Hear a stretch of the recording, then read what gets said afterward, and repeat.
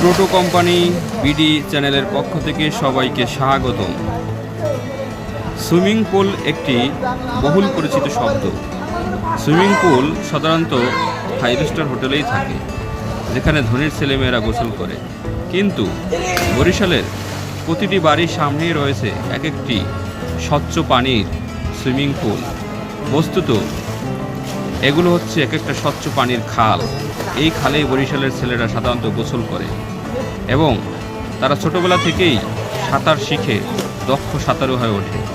দেখতে পাচ্ছেন অনেকগুলো ছেলেরা যারা সাঁতার কাটছে এবং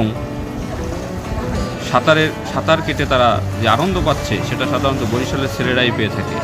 অন্য অঞ্চলে এরকম সুন্দর ব্যবস্থাপনা হয়তোবা নেই। এরকম দৃশ্য দেখতে মনটা ভরে যায়। ধন্যবাদ সবাইকে।